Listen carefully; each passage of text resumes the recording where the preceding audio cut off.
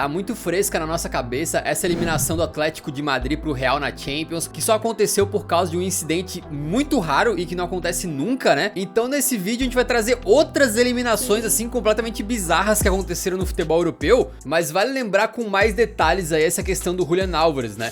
O Atlético de Madrid enfrentava o Real nas oitavas da Champions, tava tudo empatado no confronto ali que foi pros penais, e aí quando o craque do Atlético, o Julián Álvares, foi pra cobrança, ele deu uma escorregada, e a gente já viu muita gente que escorregou na hora de bater um pênalti e perdeu a cobrança, mas no caso do Julián, ele conseguiu acertar perfeitamente o teto da rede, fez o gol, e até aí tudo bem, as coisas foram seguindo, o Valverde pegou a bola e ia cobrar, mas aí o juiz parou ele, tá rolando uma checagem. Aí eu tava em casa aqui, fiquei pensando, checagem do quê? Mas muito rapidamente o gol do Julián foi invalidado, o pênalti dele foi anulado. O motivo, ele teria tocado 2 vezes na bola antes do gol, o que é proibido pela regra. A polêmica foi gigante porque o pé de apoio do Julián chega bem perto da bola, mas a impressão inicial é que não toca. Inclusive as imagens oficiais da transmissão não conseguiram fornecer nenhum ângulo decente que desse uma prova cabal de que o pé dele tocou. Foi numa filmagem da própria TNT Esportes do Brasil que deu pra perceber com detalhe que sim, realmente o pé dele toca um pouquinho na bola antes do chute, configurando os 2 toques, anulando o pênalti e eventualmente eliminando o Atlético de Madrid da Champions. Revendo 1000 vezes o lance, eu fiquei com a impressão de que a decisão foi correta, porém o que chamou atenção na hora e causou estranheza foi a velocidade da decisão, sendo que em casa, a gente sentado aqui, não tinha uma imagem 100% definitiva da parada. E de fato foi um caso tão raro, tão esquisito, que no dia seguinte a UEFA já declarou que vai falar com a FIFA e com a IFAB, o órgão que regula as regras do futebol, para possivelmente rever essa regra. E outra, é um negócio tão incomum que no SofaScore as estatísticas do Julián Álvares aparecem tanto que ele marcou o gol de pênalti, quanto que ele perdeu o pênalti. Então foi tão bizarro que até bugou o sistema dos caras lá, né?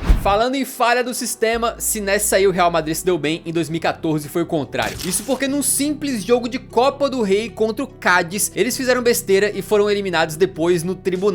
Acontece que o jogador Cheryshev, na temporada 2014-15, jogava pelo Villarreal, emprestado pelo próprio Real Madrid. E lá pelo Submarino Amarelo, ele tomou 3 amarelos na Copa do Rei, antes de ser eliminado. Até aí tudo bem, passou de uma temporada para outra, em 2015-16 ele volta pro Real Madrid e vai jogar a Copa do Rei. Acontece que esses 3 amarelos que ele tinha tomado pelo Villarreal na temporada anterior, dão suspensão na competição. Ele teria que cumprir essa suspensão lá no Real, mas eu não sei se não constava no sistema, ou se o Real Madrid não conferiu ou o que, mas o clube não percebeu que ele tava suspenso e botou o cara pra jogar contra o Cádiz, inclusive com o próprio Cheryshev abrindo o placar com 3 minutos de jogo. Aí no meio da partida, o Real Madrid percebeu a cagada, tirou o Cheryshev no intervalo pra mostrar boa fé ali, né? Mas o estrago tava feito. Mesmo eles vencendo por 3-1, ao invés de avançarem na Copa do Rei, foram eliminados. E além da eliminação, por causa desse erro aí, a Federação Espanhola ainda multou o Real Madrid numa quantia exorbitante de 6.001 euros. Pô, eu não sei o que é pior, né? Esse valor que hoje não paga um respiro do Mbappé, ou esse 1 euro na multa aí, que acho que eles só botaram pra complicar a matemática do departamento de contabilidade lá do Real. Melhor pro Cádiz, que mesmo perdendo do Real Madrid, avançou de fase e venceu aquela Copa do Rei. Bem que a gente queria, seria uma linda história, né? Mas não, brincadeira, eles foram eliminados já na fase seguinte pro Celta de Vigo mesmo, então essa sobrevida aí não ajudou muito não. O mais curioso é que o técnico do Real nessa época era o Rafa Benítez, e ele também passou por um caso assim quando treinava o Valência, também na Copa do Rei em 2001. O Valência venceu o Novelda e o Rafa Benítez tinha em campo 3 jogadores de fora da União Europeia, o Aimar e o Ayala, argentinos, e o Djukic, sérvio. Aí quando ele resolve trazer do banco o jogador Serban da Romênia, ninguém notou nada de errado, tava tudo certo, o jogo seguiu. Porém o técnico do pequeno clube Novelda percebeu o erro e reclamou. E aí a Federação Espanhola teve que agir. Isso porque naquela época você não podia colocar em campo mais de 3 jogadores de fora da União Europeia ao mesmo tempo. E com o Serban, o Benítez tinha colocado o 4º. Isso porque o Serban era romeno, né? E a Romênia faz parte da Europa, o continente, mas na época não fazia parte da União Europeia. E por isso ele era considerado estrangeiro ali nas regras. Então no meio dessa novela toda, no detalhe da regra, mesmo ganhando o jogo por 1-0, o Valência foi eliminado. E pro registro histórico, se tu for lá consultar, vai ver que tem uma vitória de 3-0 pro Novelda. E sabe o pior? O Serban entrou em campo no minuto 90. Literalmente esse cara ficou uns 60 segundos no gramado, não deve nem ter tocado na bola e causou a eliminação do Valência por causa disso. Me lembrou aquele famoso caso do Everton, que acabou ajudando a rebaixar e destruir a Portuguesa no Brasil. E o próximo caso aqui agora é um dos meus favoritos, tá? A gente vai pra temporada 64-65, quando tava rolando a Copa Intertoto, um torneio internacional meio esquisito que já não existe mais, beleza? Se você quiser saber mais sobre ele, a gente fez um vídeo bem legal uma época sobre esses torneios bizarraços que já estão extintos. Mas o importante é que a fase de grupos estava ok, sem problemas, com o Olympiacos da Grécia jogando as 2 primeiras partidas. Só que aí eles resolveram pular fora da competição, por motivos que a gente aqui não conseguiu encontrar, tranquilo? De repente o Olympiacos, por conta das viagens, os jogos não estavam valendo a pena, ou o pessoal não comprou a ideia da competição, não sei. Mas de qualquer forma eles resolveram sair da Intertoto no meio do campeonato, tipo sei lá, o Goku desistindo de lutar contra o Cell no DBZ, né? Se isso acontece hoje, o que seria feito? Digamos o Tottenham classifica pra Champions e resolve não jogar mais porque é uma competição muito pequena pro tamanho do clube. Bom, ele seria desclassificado, os próximos jogos vão dar WO e talvez até os anteriores que ele já tenha jogado, pra não prejudicar os outros times, né? E vida que segue. Mas nessa época não. Ao invés de desclassificar os caras, na época a UEFA obrigou a Federação Grega a achar um clube substituto pro Olympiacos na competição, ameaçando que se eles não fizessem isso, a UEFA baniria todos os times gregos das competições. Então a Federação Grega, é claro que foi lá e sugeriu que o Panionios entrasse no lugar do Olympiacos. E pasmem, herdassem os 2 primeiros jogos dos caras. Sim, exatamente, eles trocaram o time no meio da competição, mas o Panionios ficou com os resultados do Olympiacos, como se eles tivessem jogado as outras partidas. Então imagina o Panionios e o Olympiacos fazendo uma fusão do Dragon Ball e virando um só, tipo isso. Já pensou se, sei lá, o Arsenal fica com medo e desiste de pegar o Real Madrid na Champions, e aí a Federação Inglesa simplesmente escolhe que o Tottenham tem que ir lá enfrentar os caras no lugar, entendeu? Lembra até aquele lance do Tag Team do WWE, que os lutadores podem substituir os outros e lutar por eles no ringue, né? Uma doideira completa, imagina os caras vencem a competição sem nem terem jogado os primeiros jogos. Mas a fusão acabou sendo uma daquelas do Gotenks que deu errado e o Panionios acabou sendo eliminado de qualquer forma ainda na fase de grupos. E já que eu falei tanto de Tottenham, e quando os Spurs foram eliminados por causa de uma doença? Exatamente na temporada 2021-22, o poderoso Tottenham Hotspur jogava a primeira edição da Conference League, sonhando em ser o primeiro time a conquistá-la, assim como fez na famosa Copa da UEFA, quando venceu em 1972. Porém, nessa época, ainda estávamos vivendo sob pandemia, e em dezembro de 2021, houve um surto de contaminação dentro do elenco dos Spurs. 8 jogadores e 5 membros da comissão técnica testaram positivo para o coronavírus. Foi tão sério que aparentemente o governo do Reino Unido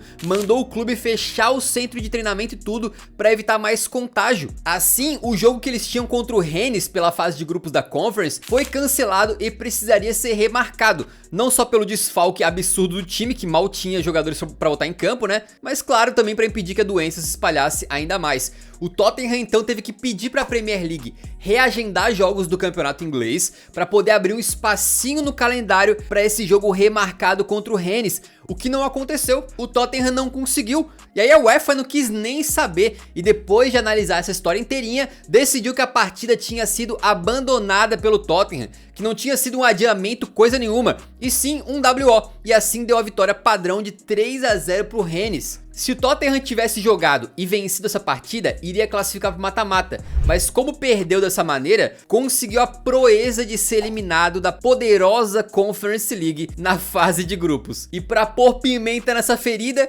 quem que foi até a final e ganhou a Conference naquela temporada? A Roma de José Mourinho, ex-técnico dos Spurs. Eu vou te falar, hein, cara, quando é pro Tottenham ganhar um título vem pandemia, o campo inunda, cai meteoro no gramado, é brincadeira. Quer algo ainda mais bizarro do que isso? Vamos lá, para Champions da temporada 90-91, quando o Milan com Ancelotti em campo, tá, como jogador, enfrentava o Marseille nas quartas de final. Na ida, 1-1, tudo certo.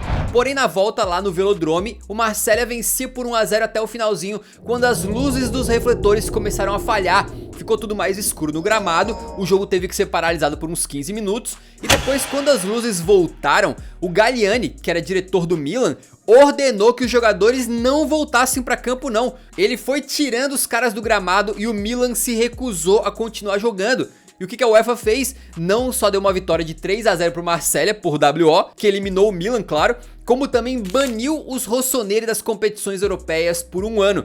Então na temporada 91-92, a temporada seguinte, né, o Milan jogaria a Copa da UEFA, que é a atual Europa League, e não pôde por causa desse banimento. E aí o que acontece? Que é o mais louco, o clube retorna para as competições europeias para jogar Champions em 92-93 e enfrenta quem justamente na final? O Marseille, e perde de 1-0, dessa vez com os refletores bem ligadinhos ali. Esse caso até lembra um pouco quando o Sporting foi enfrentar o Juazeirense na Copa do Brasil e o time da casa aí fez valer o mando de campo e fez o caos, né? Escondeu a bola. Não tem bola, sumiram ali as bolas. Ligou a irrigação no meio da partida, desligou os refletores no meio do jogo e o Sport, tal qual como o Milan, também saiu de campo e se recusou a continuar jogando. Agora imagina você chegar na final de um campeonato e ser eliminado pro seu próprio time. Ó, isso aqui é o cúmulo das eliminações bizarras e realmente aconteceu. Isso porque na final da Copa do Rei de 1980, e essa competição adora uma maluquice, né, impressionante, o Real Madrid chegou lá para enfrentar simplesmente o Real Madrid Castilla. Exatamente, o Castilla, que é conhecido como o time B do Real, ele é composto na sua maioria por jogadores jovens da base, né? Porém, ele também é um time profissional que disputa divisões inferiores do Campeonato Espanhol e que nessa época, lá em 80, também podia jogar a Copa do Rei. E não só podiam jogar, como eles foram avançando e avançando, eliminaram times como o Bilbao e a Real Sociedad para chegar na final e darem o azar monstruoso de enfrentar justamente o pai Real Madrid. Então sim, a final era Real Madrid principal contra Real Madrid B, Real contra Real Castilla. Olha que absurdo um negócio desse, cara. Obviamente, o Real não ia deixar o vexame de ver o seu time B vencer a taça. E o clima dessa final, que foi no Santiago Bernabéu, era de amistoso completo. O pessoal do Castilla tava praticamente jogando só pra cumprir tabela. E o Real Madrid principal venceu por 6-1. E olha só que curioso, os jogadores do Castilla, ao invés de ficarem chorando com a derrota, também levantaram a taça e comemoraram junto com os jogadores do time principal. No final das contas, o Real Madrid seria campeão de qualquer maneira, né? E esse caso, obviamente, não passou despercebido, porque é um absurdo. E eventualmente a Copa do Rei impediu que esses times reservas, né, como o Real Madrid Castilla, disputassem a competição. Então pode ficar tranquilo que a gente não vai ver mais casos bizarros como esse no futuro, tá? Só no FIFA. E a gente fecha com um caso em que a pancadaria rolou tão solta que a UEFA decidiu mandar um clube pra fora da Champions. Era a temporada 87-88, quando o Benfica enfrentava o Partizani no mata-mata. Em Portugal, as águias abriram 1-0 quando os jogadores do Partizani começaram a meter o louco. O goleiro e um zagueiro foram expulsos aos 51 minutos. O outro zagueiro foi expulso aos 71. E pra completar, um meio-campista foi pra rua aos 82. Ao final da partida, o Partizani da Albânia tava com 7 jogadores em campo só e tinha tomado uma surra de 4-0 do Benfica. Diz a lenda que a UEFA na época ficou indignada com o comportamento violento dos fãs do Partizani e dos próprios jogadores também e decidiu expulsar os caras da competição, com o jogo de volta não acontecendo. Foi dada uma vitória por WO pro Benfica por 3-0. Só que o mais bizarro é que, cara, a gente não pode ouvir o que foi falado em campo, mas tem imagens de algumas dessas expulsões e ficou muito esquisita a maneira como o juiz simplesmente saiu expulsando os caras do Partizani sem mais nem menos. Tipo assim, falou comigo, vermelho, olhou pra mim, vermelho, respirou, toma um vermelhinho. Vendo as imagens assim, pareceu que ele exagerou muito, né? E a gente obviamente não vai acusar esse senhor árbitro de nada, até porque faz muito tempo, não dá nem pra saber exatamente o que aconteceu. Mas a verdade é que tem casos esquisitos no futebol que depois foram provados que sim, rolou uma corrupção. E a gente já fez um vídeo aqui no canal só sobre esses escândalos do futebol, inclusive com uma continuação daquele jogo do Marselha contra o Milan que a gente mencionou aqui, contando a história toda que fica bem esquisita. E vale a pena você assistir esse vídeo que tá passando na tela e dar uma conferida lá também, fechou?